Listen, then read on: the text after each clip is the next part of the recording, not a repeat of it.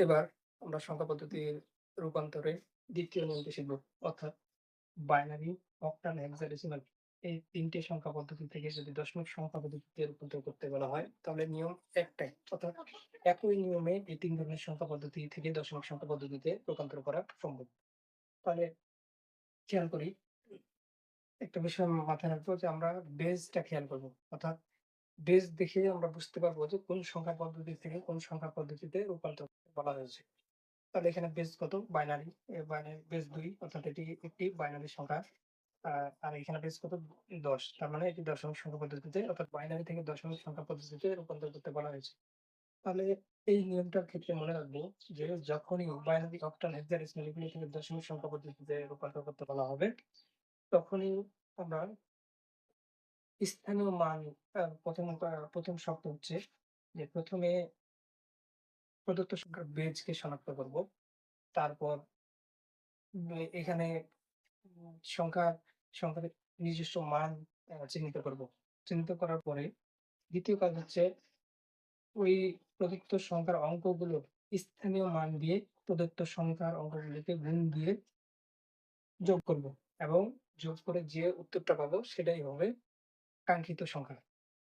তাহলে খেয়াল করি, এই যে রেডিক্স পয়েন্ট, রেডিক্স পয়েন্টের পরে অর্থাৎ স্থানীয় মান নির্ণয় করার উপায় হচ্ছে যে রেডিক্স পয়েন্টের পরে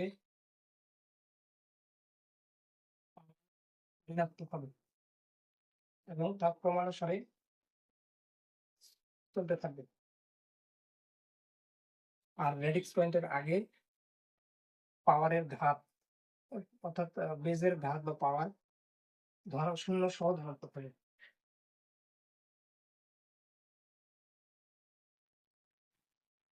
এইভাবে ক্রমানুসারে চলতে থাকবে।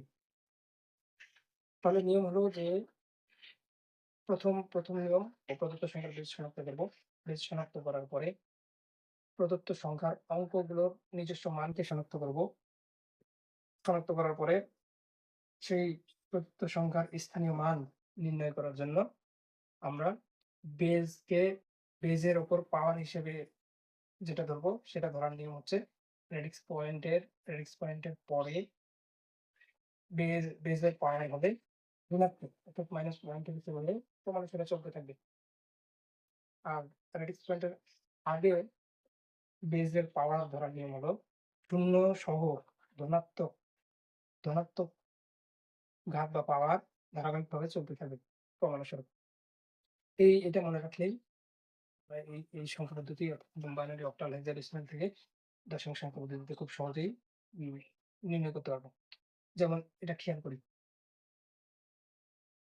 তাহলে এখানে যেহেতু রেডিক্স পয়েন্ট এটা, নিয়ম হলো রেডিক্স পয়েন্টের পরে অ্যা ১ম কথা বেজ শনাক্ত করব। বেজ শনাক্ত করে সংখ্যাটির অঙ্কগুলোর নিজস্ব মান শনাক্ত করব। তাহলে এখানে হচ্ছে ১ আমরা আগেও বলেছি যে এই বাইনারি, অক্টাল, হেক্সাডেসিমাল থেকে দশমিক সংখ্যা পদ্ধতিতে রূপান্তরের নিয়ম হলো প্রদত্ত সংখ্যার অঙ্ককে প্রদত্ত সংখ্যার বেজের ঘাত বা পাওয়ার দিয়ে গুণ করতে হবে এবং প্রত্যেকটি অঙ্কর যোগফল করে যে উত্তরটা আসবে সেটাই হচ্ছে কাঙ্ক্ষিত সংখ্যা। যেমন এখানে আমরা করি, তাহলে ১ into ২ ১ into ২ ০ into ২ plus ১ into ২ plus ১ into ২।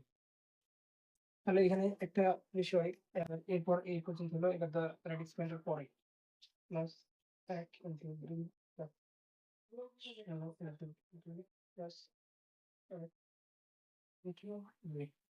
এখন বিষয় হলো যে এই যে বলেছিলাম যে বেজের উপর স্থানীয় মান নির্ণয় করার ক্ষেত্রে বেজের উপর পাওয়ার বসাতে হবে। তো এই পাওয়ারটা বসার নিয়ম আমি এর আগে দেখিয়ে দিলাম কিভাবে বসাতে হবে যে দ দশমিকের পরে দশমিকের পরে বেজের পাওয়ার হবে ঋণাত্মক এবং দশমিকের আগে বেজের পাওয়ার হবে শূন্য সহ ধনাত্মক।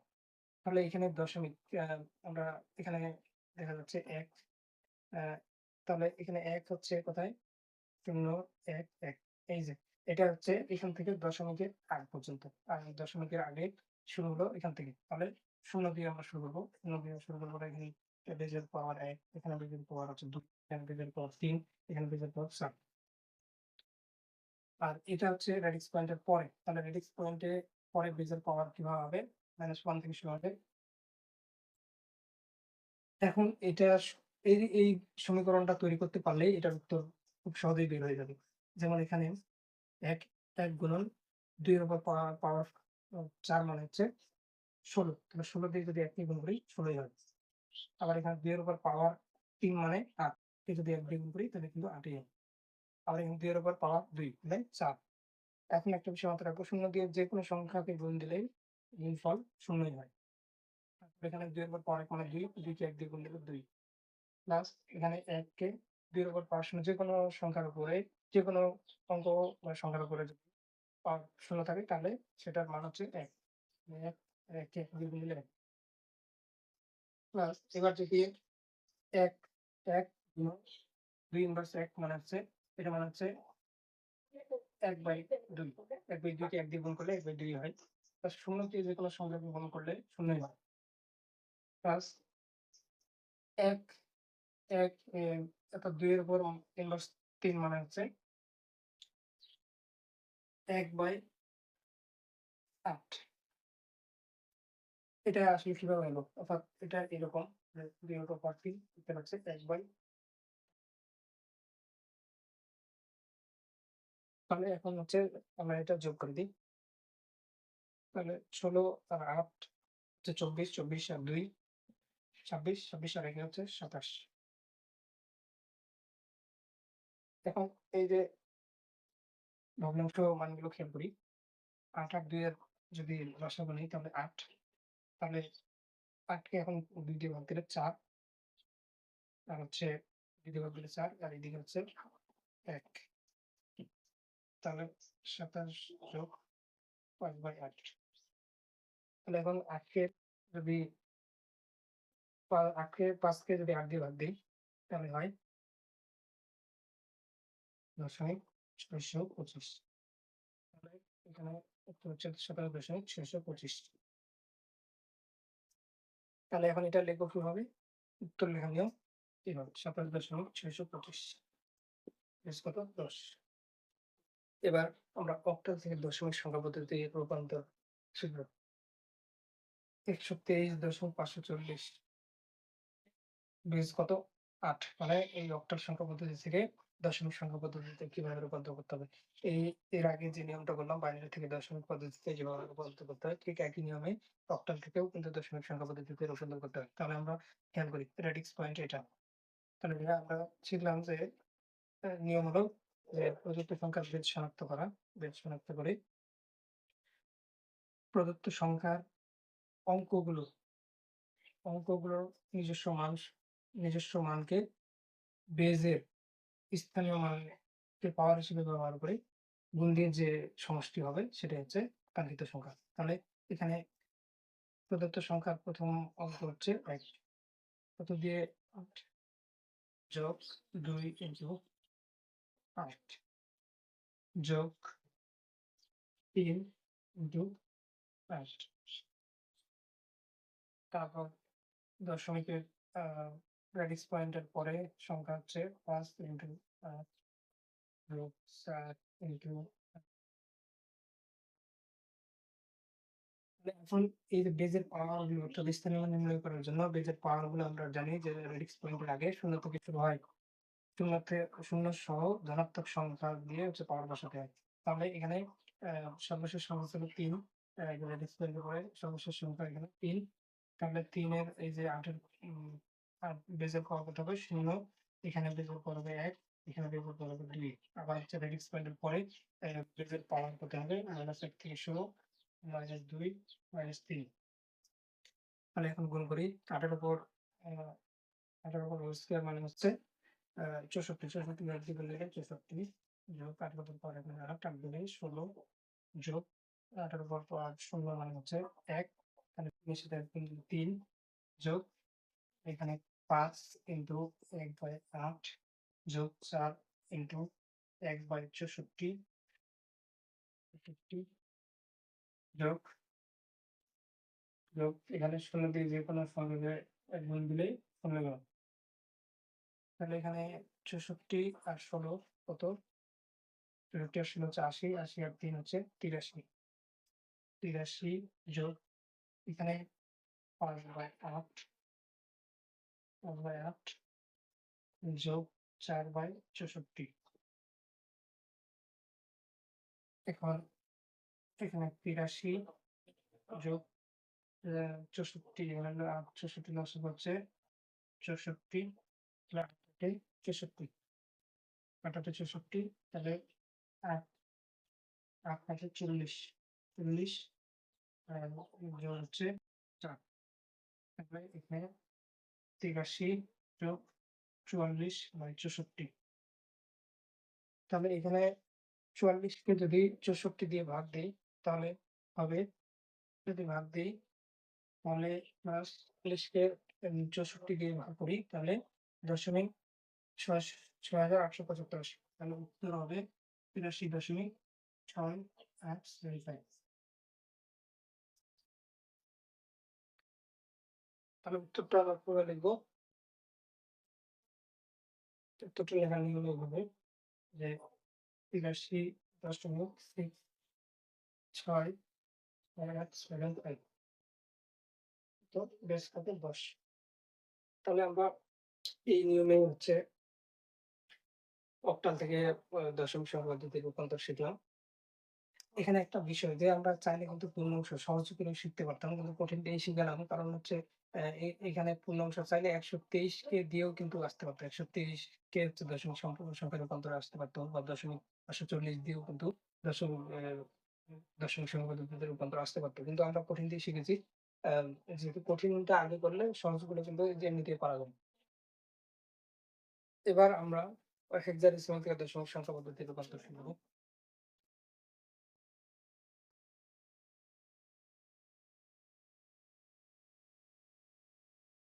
এ এটা প্রশ্ন হয় যে ABC এই হেক্সাডেসিমাল সংখ্যা পদ্ধতিকে দশমিক সংখ্যা পদ্ধতিতে রূপান্তর করো। তাহলে এটা কিভাবে সমাধান করব? তাহলে আমাদের নিয়ম জানা আছে, যেহেতু এই ৩ টা নিয়মই একই নিয়ম। ৩ টা সংখ্যা পদ্ধতির নিয়ম একই। তাহলে ১ম কাজ হচ্ছে বেজ শনাক্ত করা। বেজ শনাক্ত করে প্রদত্ত সংখ্যার অঙ্কগুলো দিয়ে বেজকে গুণ করা এবং বেজের পাওয়ার স্থানীয় মান নির্ণয়ের জন্য বেজের উপর এই সংখ্যাগুলোর আ স্থানীয় মান দিয়ে গুণ করতে হবে। তাহলে খেয়াল করি এবং A বেস কত?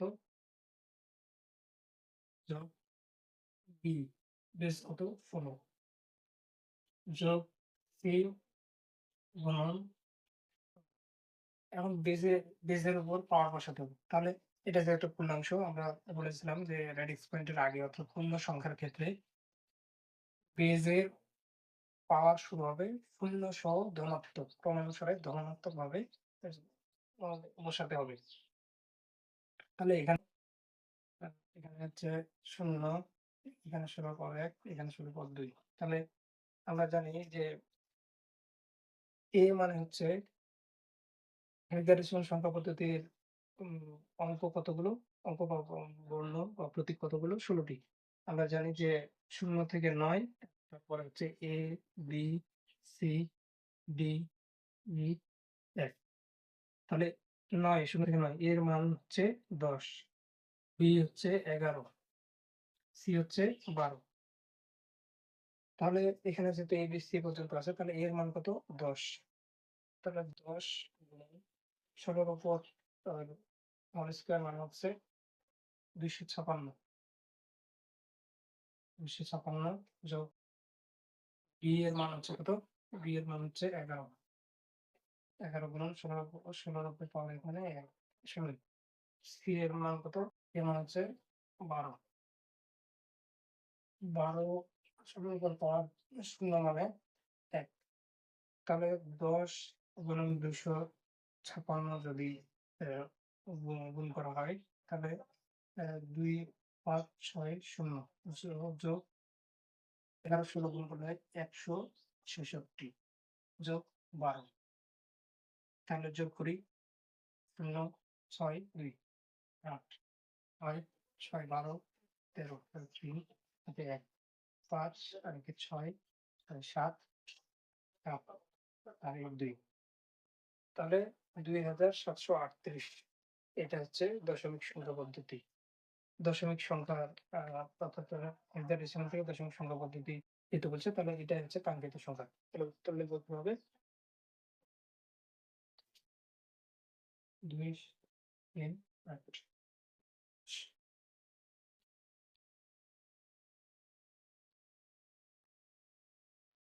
তাহলে এভাবে আমরা খুব সহজেই কিন্তু